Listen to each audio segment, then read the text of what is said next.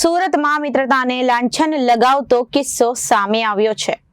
મિત્રના મોત બાદ 12માની વિધિ સમયે જ તેની પત્નીનો ફોન મિત્રએ ચોરી લીધો. 3 લાખ ઓનલાઈન ટ્રાન્સફર કરી ચૂનો લગાવ્યો હતો. સુરતમાં મિત્રતા પર લાંછન લગાવતો એક કિસ્સો પ્રકાશમાં આવ્યો છે. સુરતના કાપોદ્રા વિસ્તારમાં મિત્રના કેન્સરની બીમારીમાં થયેલા મોત બાદ તેના પરિવારને સાંત્વના આપવાની જગ્યાએ 12માની વિધિમાં જ મિત્રની પત્નીનો સ્માર્ટફોન મિત્રએ ચોરી લીધો હતો.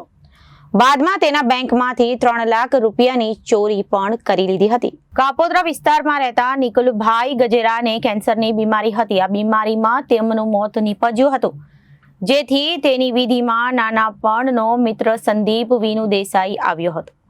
પરિવારની સાથે હરહંમેશ રહેતા સંદીપની સાથે પરિવાર તમામ વાતો શેર કરતા હતા, પરંતુ પેટમાં પાપ લઈને ફરતા સંદીપે મોકો જોઈને 12માની વિધિમાં પરિવાર વ્યસ્ત હતું તે દરમિયાન મૃતક નિકુલભાઈ અને તેના પત્નીનો સ્માર્ટફોન ચોરી લીધો હતો.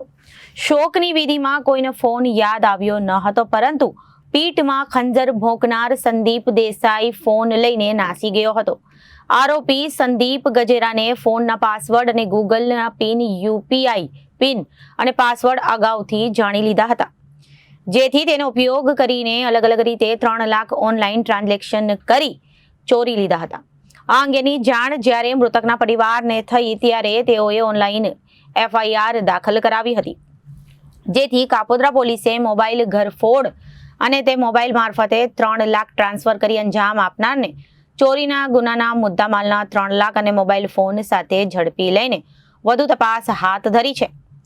Reporter Arvind Rathod, Janadesh news, Surat.